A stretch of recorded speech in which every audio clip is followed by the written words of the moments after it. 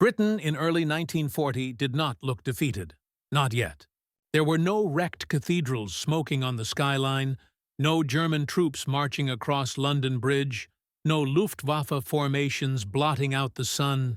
But if you looked beneath the surface, beneath the speeches, beneath the newspapers, beneath the Union Jack still flying proudly, you would see something grim taking shape, an island slowly being strangled in silence. The threat wasn't loud. It wasn't dramatic. It didn't arrive with trumpets or tanks or marching boots. It crept in quietly through statistics. Ships left and never came back. Convoys that should have returned full of life and cargo returned half empty, or not at all. And at first, very few people understood the magnitude of what was happening. A single merchant ship going missing in the North Atlantic didn't look like a disaster. But Britain's survival wasn't measured in one ship. It was measured in tonnage. Tonnage meant food. Tonnage meant petrol. Tonnage meant coal, steel, uniforms, medicine, ball bearings, aircraft parts, salt, sugar, wheat, timber. Thousands of things absolutely impossible to grow or mine on a small island.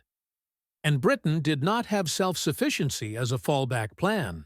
The country produced barely a third of its own food. If the convoy stopped, the country would starve within months, not years. By March 1940, the invisible losses were mounting at terrifying speed. Hundreds of merchant sailors gone, dozens of convoys, mauled, warehouses in Liverpool, and Glasgow sitting half-stocked instead of bursting with American wheat, fuel rations tightening before bombs ever fell on London. This was not a military defeat. It was a slow-motion asphyxiation, and the British government knew it. Inside the Admiralty, a new kind of calculation began replacing the old charts of fleet strength and gunnery range. They weren't asking, can we win a naval battle anymore? They were asking, can we feed the island long enough to remain in the war? Because without the convoys, Britain wasn't just weakened, it was doomed. A starving population cannot fight. A shipyard without steel becomes silent. An air force without fuel becomes decoration. The British public didn't yet grasp it, but a few men in naval intelligence did. Britain's fate was not going to be decided on land, but in the cold mid-Atlantic, hundreds of miles from any battlefield. And the enemy had figured that out first. Germany didn't need to invade Britain to destroy it. It simply needed to sink enough ships that Britain collapsed inward, socially, economically, and psychologically, before it ever fired a shot on English soil. What was happening to Britain in early 1940 was not the beginning of the Battle of the Atlantic. It was already the crisis point. But most people didn't know it yet. The headlines were still about France holding the line, political reshuffling, and British resolve. Meanwhile, the sea lanes, the invisible arteries of the nation, were hemorrhaging in silence. The Admiralty tracked every ship that vanished, and the numbers told a story uglier than any speech in Parliament dared admit. Britain was beginning to lose the war before the shooting war had even reached its coastline. And then came the realization that chilled naval planners to their core. The sinkings were accelerating, not plateauing, not fluctuating, climbing. More ships lost in February than January, more in March than February, and German U-boats were improving their tactics faster than Britain could invent countermeasures. If this curve continued upward, there would be no Britain left to defend by 1941. That is the invisible terror of March 1940, a nation that looked intact from the outside, while its lifeline was being severed beneath the waves. And the cruel irony? The British people still believed danger would come from the sky. They looked upward for the threat. But the real threat was waiting below. Unseen, silent, prowling in places no pilot could ever see. Preparing not to defeat Britain in a glorious, decisive battle, but to make it slowly stop breathing. It would be months before the public understood how close the island truly was to collapse. Because the next stage of the nightmare was coming. And it would not strike on some distant convoy line, out in the Atlantic. It would strike at home, in waters the Royal Navy believed were safe. And when it did, panic would spread faster than torpedo wakes. The German U-boat threat did not arrive like a wave. It arrived like a disease, creeping, multiplying, adapting, tightening its grip month after month until the Atlantic itself seemed hostile to human life. To understand the fear these submarines created, you have to understand how they fought. Because U-boats didn't just sink ships, they dismantled the idea of safety. Surface warships fight face to face. They are seen. They show their flags, announce their presence, challenge their enemy. But the U-boat was everything the gentleman's navy was not. Invisible, patient, predatory. A convoy captain might spend 12 straight days crossing the Atlantic without ever seeing his killer, just staring into cold fog and gray water, waiting for something he could not detect. And the U-boats were everywhere, because Admiral Karl Dönitz wasn't merely sending them out in singles. He was designing mathematical hunting systems. Individually, a submarine was dangerous, but in a wolf pack, it became something closer to psychological warfare. How a wolf pack kills Dönitz refined a grim choreography. One submarine finds a convoy and does nothing but shadow it. It radios the convoy's speed, heading and composition back to base. Other submarines converge, not in daylight, but under cover of night. After darkness falls, the pack surfaces. Because on the surface, a U-boat could run faster than an escorting destroyer. They fan out and attack from multiple angles, overwhelming the defenders. Panic replaces formation. Then comes the carnage. This was not naval combat. It was a slaughterhouse with a horizon. Convoy escorts were often outnumbered 5-1. Worse, most had outdated ASDIC sonar that worked only forward, and only when the submarine was underwater. At night, attacking on the surface, the U-boats were functionally invisible. The Germans called this era Die glückliche Zeit, the happy time. Not because they enjoyed killing, but because the success rate was grotesquely high. A single submarine could wipe out half a convoy in a night. And it wasn't unusual. The U-boats didn't have to sink every ship. They just had to sink ships faster than Britain could build them. And early 1940 was exactly that. The curve was tipping. The tactical prison the convoys were in merchant captains were trapped between three impossible choices. Choice: benefit catastrophe. Risk sail, faster escape. The pack, you abandon slower ships. They die, zigzag harder target. Burn too much fuel. Fail to finish crossing. Stay tight escorts. Protect you. Become one giant torpedo magnet. No decision was right. Every decision had a body count. Men who had never seen battle were suddenly responsible for 30 to 40 civilian ships following them like a herd of sheep through a wolf forest. And U-boat commanders knew exactly when to strike. When fatigue broke discipline, night after night, ships vanished below the horizon and never resurfaced. The British Navy, the largest in the world on paper, began privately to wonder if it was losing a kind of mathematical war. Not a glorious Trafalgar-style engagement, but a spreadsheet of doom. More sinkings each month, fewer replacements, starvation clock ticking. The Admiralty could estimate the end. They could feel the noose tightening.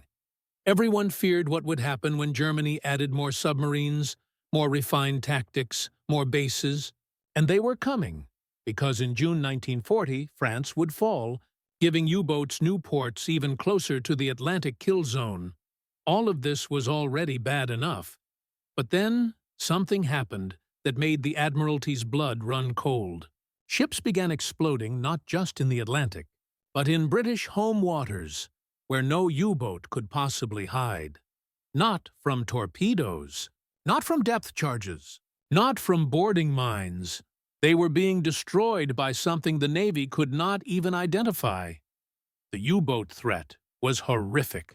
But what was coming now was worse, because you cannot fight an enemy you cannot see, hear, or even understand.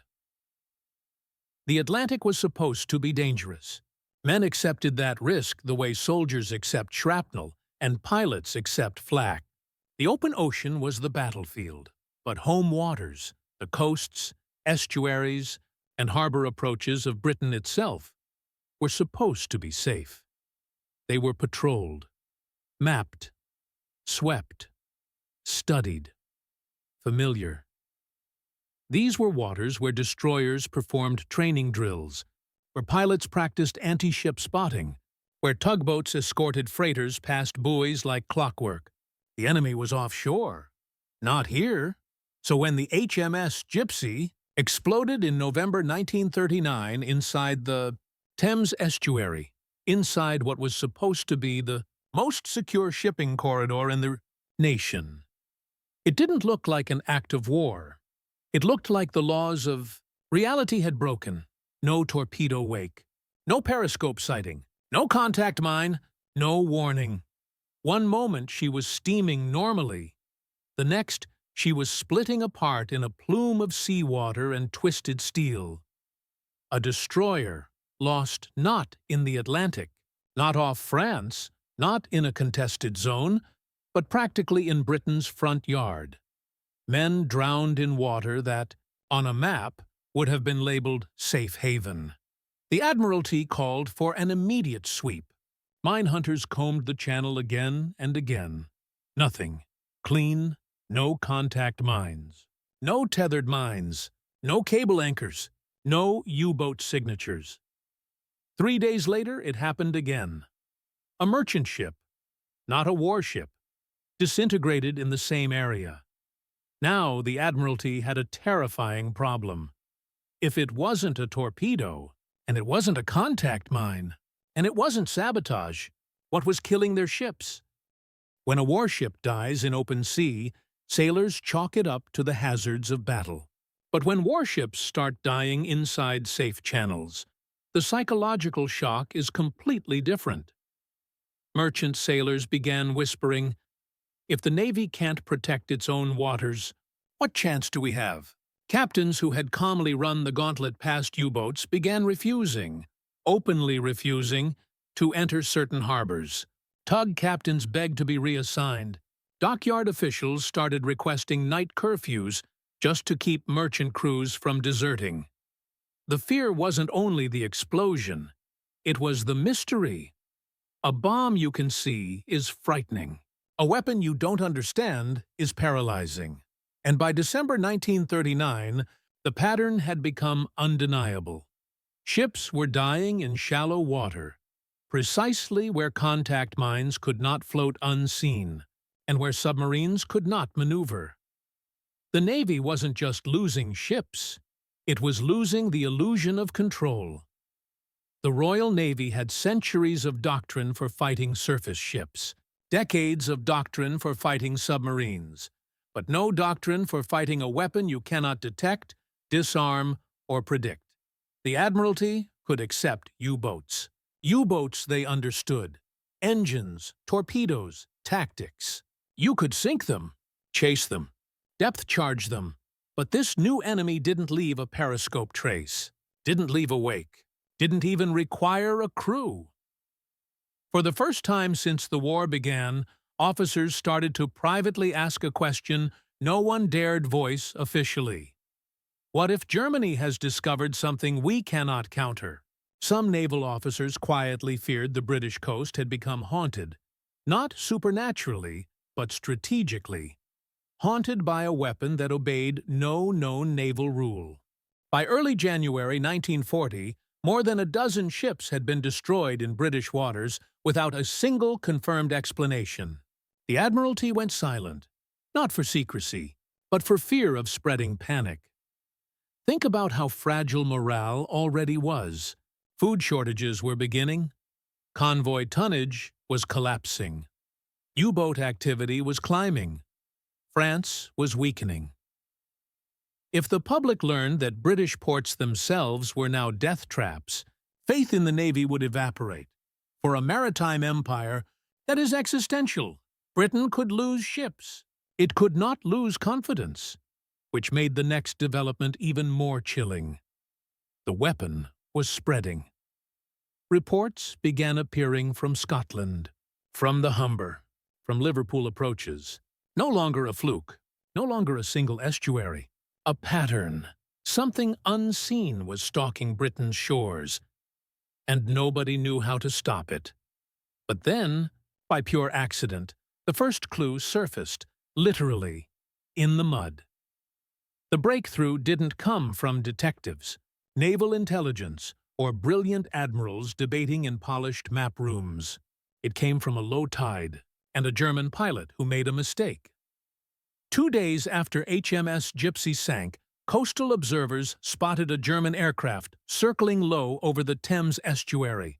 It wasn't bombing, strafing, or scouting. It was dropping something, carefully, by parachute. Bombs don't use parachutes. Saboteurs don't deliver their weapons gift-wrapped from the sky. Whatever it was, the Germans didn't want it to explode on impact. They wanted it to survive impact. That alone was enough to set off alarms. So when the tide receded, a small Royal Navy bomb disposal unit set out across the wet mudflats to investigate. Imagine the scene. Gray sky, bitter wind, boots sinking ankle-deep, and ahead of them a strange steel shape half buried in the sludge. Not bobbing, not tethered, but resting still and silent, like something waiting to awaken. It didn't look like any mine the Navy had catalogued. No contact horns, no pressure detonator, no obvious trigger mechanism. It looked wrong. Too smooth, too featureless, almost elegant. They didn't yet realize they were looking at a revolution in naval warfare. The team was led by Lieutenant Commander John Ouvry, one of the few men in Britain whose job involved walking toward unexploded weapons instead of away from them. He understood immediately. They weren't just defusing a bomb. They were dissecting a mystery that was sinking ships, faster than Britain could build them. One mistake, and the weapon would detonate with the force of a small torpedo, killing the entire team and erasing the only physical evidence the Admiralty had. There were no manuals, no schematics, no safe procedure. They were improvising history.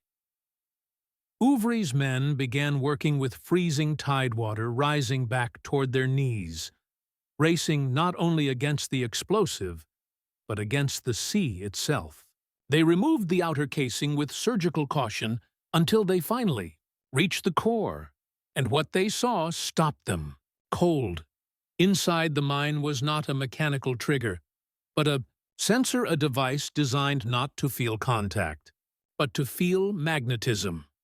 The steel hull of a ship was its detonator. The mine didn't wait for touch. It listened for the magnetic field of a passing vessel the way an ear listens for sound.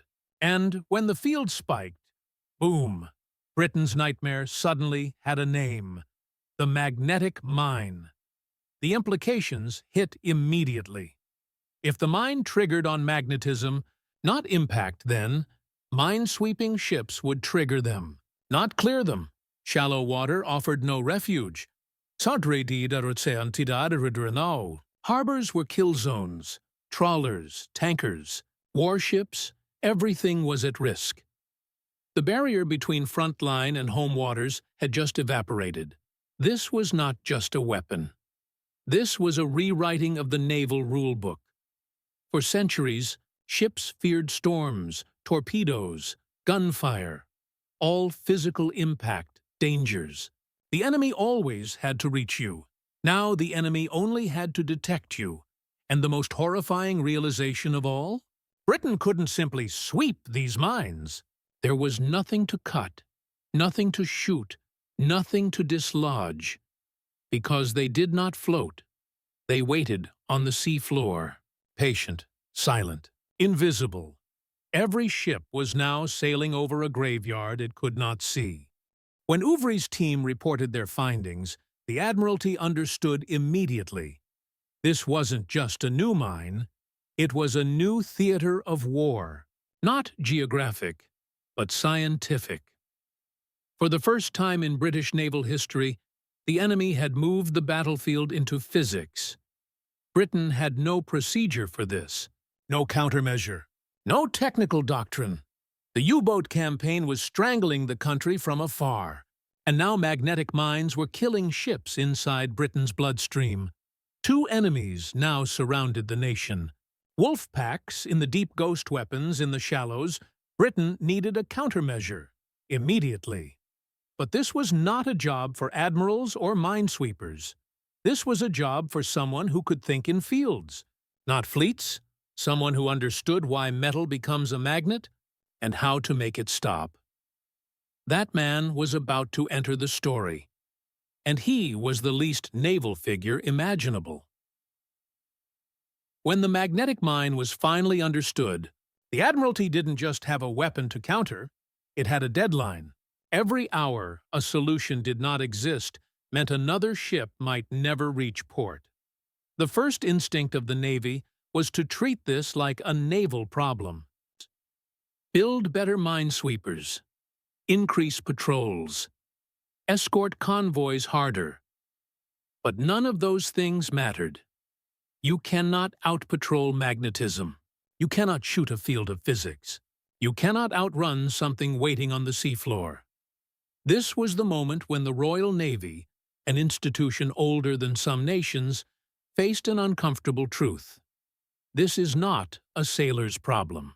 This is a scientist's problem. And so the Admiralty turned to someone who did not look like a naval hero. No medals, no command, no warship, no officer's swagger, just a mind trained to ask a different question. How do we become invisible to the mine? His name was Charles Goodeve, a Canadian-born chemist and physicist working in the most unlikely corner of Britain's war structure, the newly created Department of Miscellaneous Weapons Development, a title that sounded like a joke but was rapidly becoming the lifeline of British naval survival. Goodeve was not a man of traditions. He wasn't bred by salt spray or naval lineage. He didn't salute history. He confronted problems. And that is exactly why he was the right man. Naval officers were trapped inside an old logic loop. Mines are swept by minesweepers. Goodeve was not trapped in maritime thinking. He was thinking like a physicist. The mine does not detect ships. It detects magnetism. So the real target isn't the hull. The real target is the field. That single mental shift is what saved Britain. Because once you understand the mine is not looking for metal, but looking for the signature a ship carries with it, like a fingerprint, an insane idea becomes possible. What if the ship could become magnetically silent? Not armored, not shielded, erased, like a whisper instead of a shout, like a shadow with no body. Goodeve explained something most naval officers had never even considered. Ships are born magnetized. During construction, as steel plates are hammered, welded, and forged, all of this work happens inside Earth's magnetic field, which imprints into the hull like a ghost brand. The molecules line up. The ship remembers which direction north was when she was built. She carries that memory out to sea, permanently. It doesn't matter if the captain is heroic or the ship is fast. The mine sees one thing only, a magnetic disturbance passing overhead.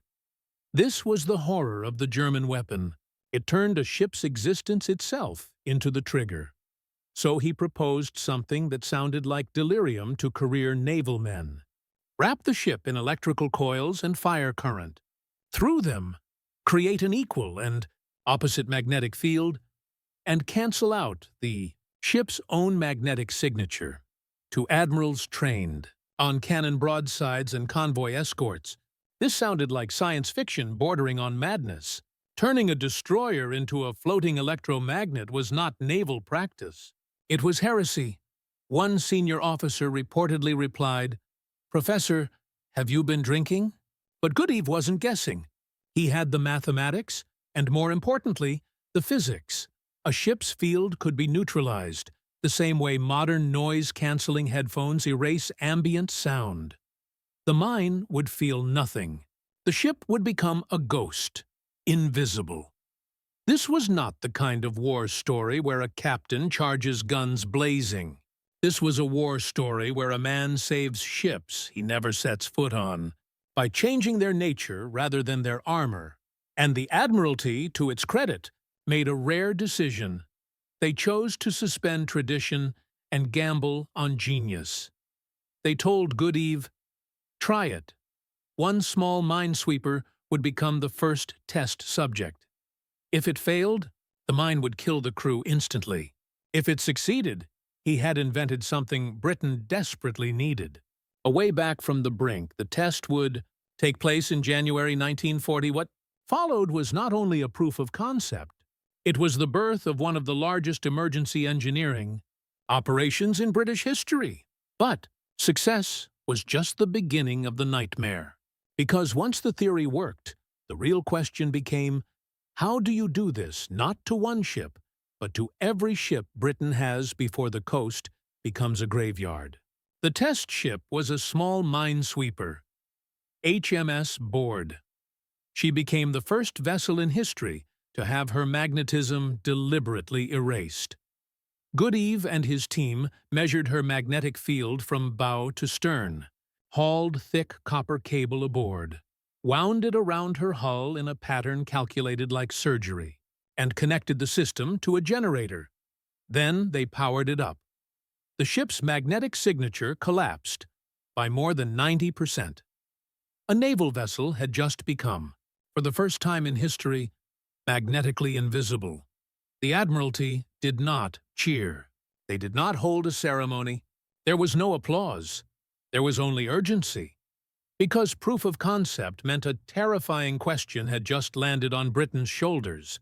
How do you repeat this miracle thousands of times before your entire merchant fleet dies? There were over 9,000 merchant ships and hundreds of Royal Navy, vessels that needed protection.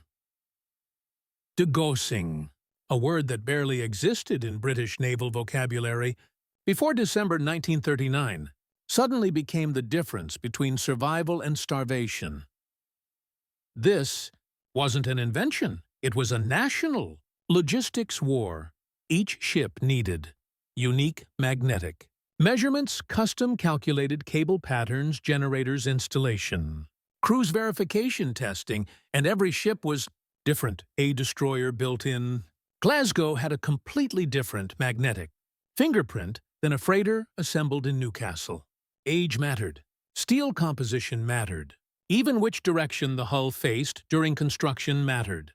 There was no shortcut. Every vessel was a custom job. The numbers were brutal. 2,000 feet of copper cable per ship X. 10,000 plus ships. 20 million feet of cable minimum. Britain did not have that much spare copper. Not during wartime, when aircraft wiring and communication systems already strained supplies. Entire new supply chains had to be built just to produce cable for degaussing. And meanwhile, ships were still exploding, harbors were still mined, convoys were still dying at sea. Every day lost meant more drowned crews. This wasn't innovation, this was triage. The Admiralty ordered degaussing stations established in major ports: Portsmouth, Liverpool, Glasgow, Belfast, Cardiff. Then later, Halifax, Montreal, Gibraltar, Alexandria, Bombay. Cape Town. Day became meaningless. Shift work became religion. Electricians worked through blackout nights. Physicists crawled along steel hulls with measuring coils. Shipyard workers labored through air raid sirens. The war did not pause, so cables could be fitted. Crews installed wiring while bombs fell. There was no time for hesitation, no time for debate. No time to ask whether this was sustainable. Britain had a single mission: to gauss ships faster than Germany could lay mines. The test had proven the idea. But proof is cheap. Mass production is where nations either survive or collapse. And Goodeve realized something chilling.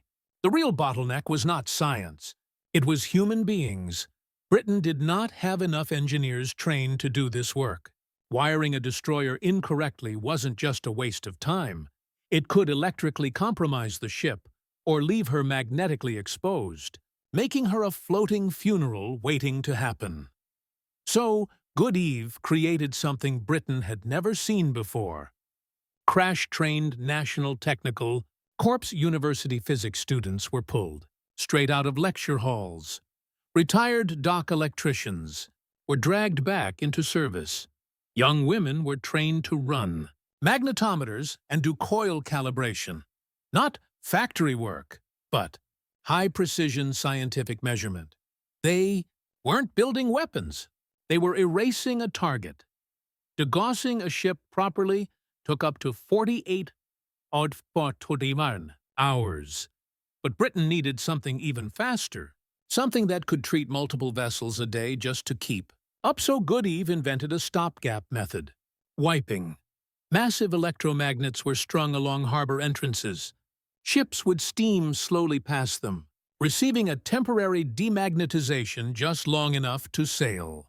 Without triggering mines, a miracle band-aid. Not a cure, but it bought time. The Navy didn't just have a solution anymore. It had a system. What started as one experiment was now erupting into the largest emergency engineering mobilization in British naval history, unfolding in real time, under bombs, under pressure, under threat of national starvation. The seas were still deadly, but now Britain had a weapon against invisibility. The only question was whether they could scale it in time, before the mines or the U-boats tipped the balance beyond recovery. By the summer of 1940, Britain was no longer developing degaussing. It was living inside it.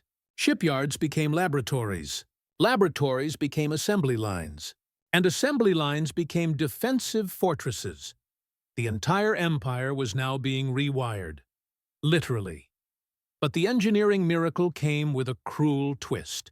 Just as Britain finally began neutralizing the mine threat, the U-boats got deadlier. Because something else had happened in June 1940. France fell.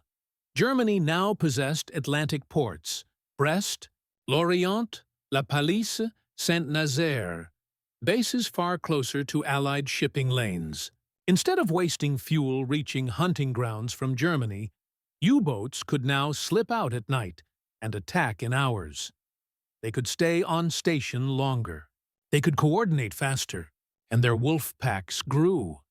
Britain had solved one nightmare, just as another evolved into something worse. Once the worst of the magnetic mine threat subsided, a subtle but crucial transformation happened inside the Admiralty. Before, they were juggling two unseen killers. After, one killer, mines, was finally containable. That meant U-boats could now receive Britain's full attention. But until then, ship captains had been fighting blind, hit in deep water by submarines, and then hit again in coastal waters by invisible mines. A battlefield with no safe zones causes psychological breakdown. Degaussing didn't just save hulls. It restored predictability. Now convoys knew, if we die fighting, not exploding in friendly waters. That alone hardened morale. While gunners shot at bombers and escorts hunted periscopes, Goodeve's growing army of technicians fought a different war.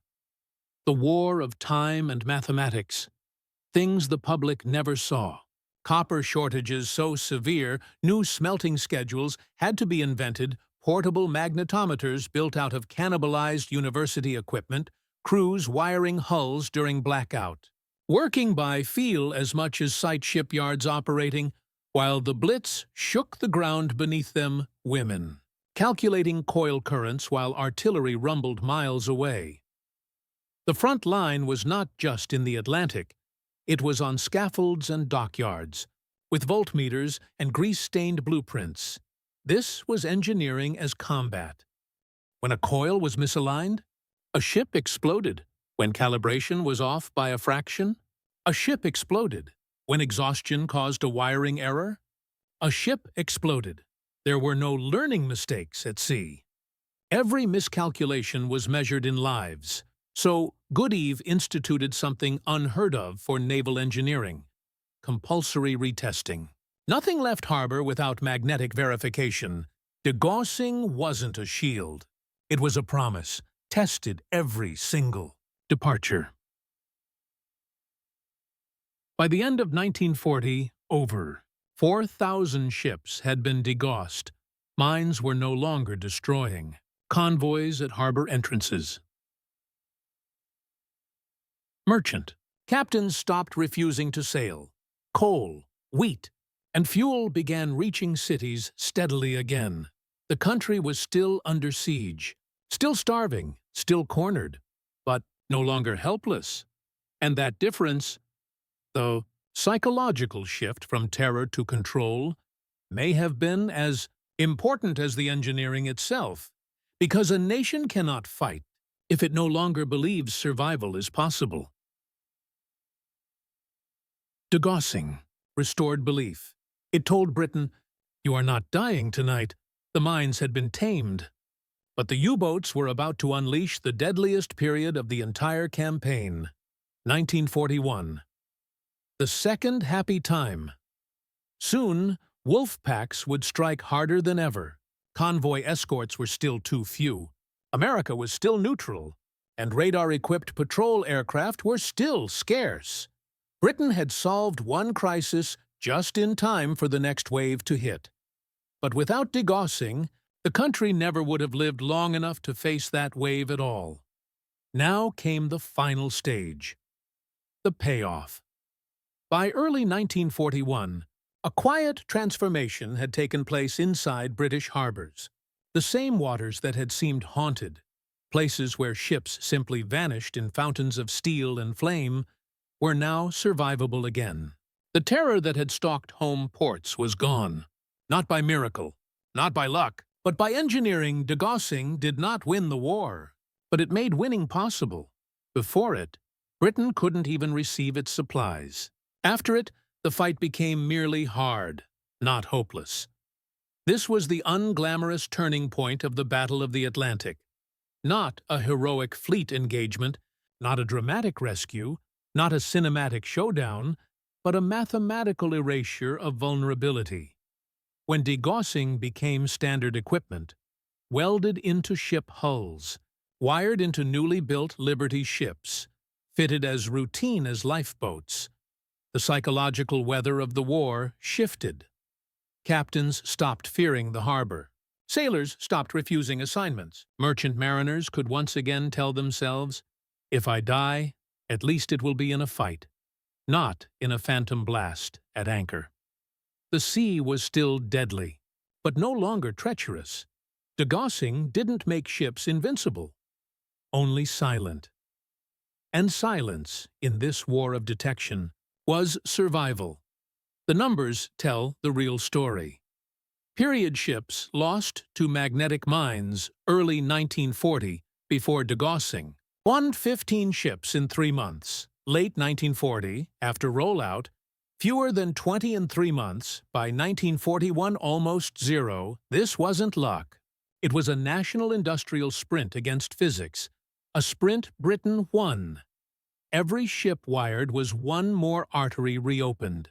Every convoy that docked fed the island another month of life. Every merchant hull saved bought time until radar, sonar, escort carriers, long-range aircraft, and ultra-decryption could later turn the tide entirely.